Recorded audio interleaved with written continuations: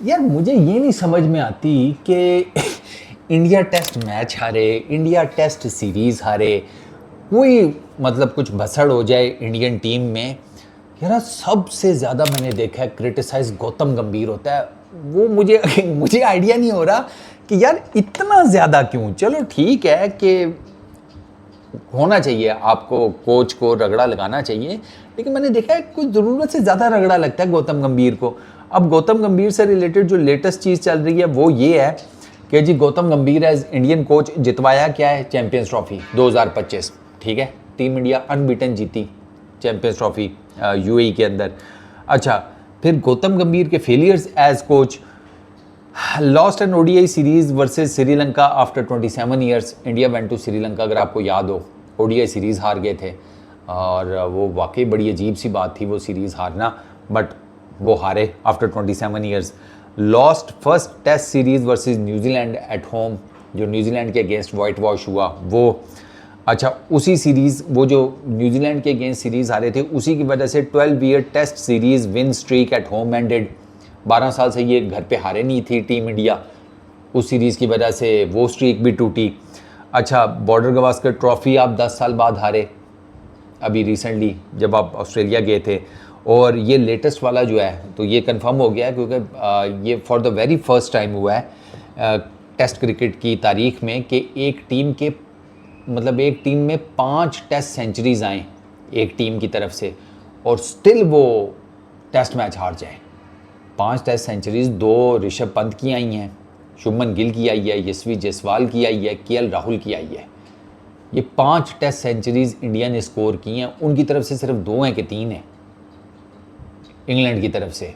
ये 5 test century score करने के बावजूद भी हार गए हैं। अच्छा, गौतम गंभीर का अभी श्रीलंका वाली सीरीज से ऑनवर्ड्स हुआ है तो साल डेढ़ हुआ होगा उस पर, उसको बहुत ज़्यादा मेरा ख्याल है क्रिटिसाइज़ किया जा रहा है। लेकिन अब आपको ये भी तो देखना पड़ेगा ना कि गौतम गंभीर की भी तो नीचे जो टीम है वो ट्रांजिशनल फेज़ में है ना, एक रिलेटिवली यंग इंडियन साइड है। अब उसको वो सारी चीज़ों को देखना है क्योंकि अब उसके पास ना विराट है, ना उसके पास रोहित है, ना उसके पास अश्विन है, ठीक है, ना उसके पास ज़हीर खान जैसा बॉलर है, अब एक उसके पास बुमराह है बॉलिंग लाइनअप में। टेस्ट क्रिकेट में आपको 20 विकेटें लेनी होती हैं सर एक मैच में, 20 विकेटें। अब बुमराह आपको 5-7 ही लेकर दे सकता है और बेचारा कितनी 8 कर लो, बहुत ही रेयर ओकेजन्स हुए तो 9-10 पे भी चला जाएगा, लेकिन फिर भी ये नंबर हाफ ही रहा है, बाकी हाफ भी तो कवर करना है ना। बुमराह एक टेस्ट मैच में लेट सपोज 10 विकेटें ले जाता है, बाकी 10 कौन लेगा। ये गौतम गंभीर के भी तो डायलेमास देखें ना इस टेस्ट से। अब देखें श्रीलंका में बैटिंग नहीं चली, बड़े बड़े वहाँ पर फ्लॉप हुए, ठीक है। न्यूजीलैंड के अगेंस्ट बैटिंग नहीं चली। अच्छा, न्यूजीलैंड के अगेंस्ट बैटिंग तो नहीं चली, टेक्निकली बॉलिंग भी नहीं चली उन विकेटों के ऊपर इंडिया की। अच्छा, ये 2 मसले। बॉर्डर गवास्कर ट्रॉफी में जाएं तो वहाँ पर भी आपको एक बुमराह ने एक टेस्ट मैच जिता दिया, उसके बाद आपको विद द बैट खड़ा होना चाहिए था, आप विद द बैट नहीं खड़े हो सके। अब जब आप विद द बैट नहीं खड़े हो सके तो प्रेशर आपकी बॉलिंग लाइनअप पर आ गया सारा।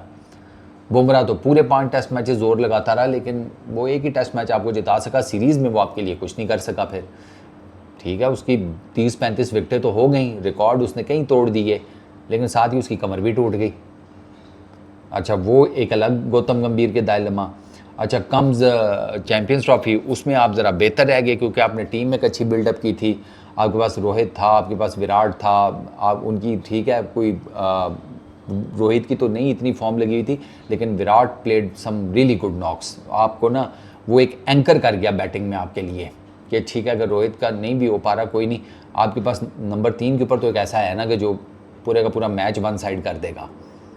और आपको वो विकेट्स भी सूट कर गई, आपके स्पिनर्स को बड़ी ज़बरदस्त सूट कर गई, आपका वो वरुण चल गया, बाकी हिसाब किताब आपका फिट बैठ गया। तो यूएई की विकेटें तो वैसे इंडियन स्पिनर्स को बड़ा सूट करती हैं, तो वहाँ पर आपकी गेम ठीक चल गई, आपकी बैटिंग भी टेक्निकली चल गई कर्टेसी टू विराट कोहली, आपकी बॉलिंग भी चल गई कर्टेसी टू आपके स्पिनर्स।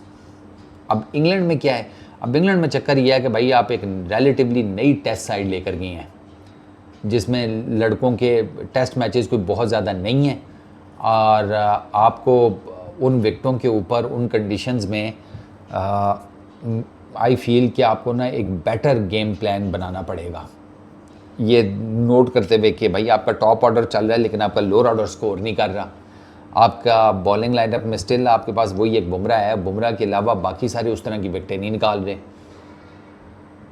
तो फिर ये सारी कैलकुलेशन आपको करनी पड़ेगी। और गौतम गंभीर डेफिनेटली इसके ऊपर वर्कआउट तो कर रहा होगा। अब जैसे वो सारे ला रहा था, वो तो नहीं कहेगा ना शरदुल को और बाकी सारों को कि भाई जाकर नीचे तुल्ले मारने शुरू कर दो, उसने तो नहीं कहा होगा वे आउटसाइड दी ऑफ स्टंप को आप यार छेड़खानी कर रहे हैं, जाने दें बॉल को, थोड़ा थोड़ा पेस चेक कर लें विकेट का, उसका बाउंस देख लें, कोई गेंद ऊपर नीचे चढ़ रही है वो देख लें। तो टीम को भी थोड़ा सा ना अपने कोच को बैक करना चाहिए।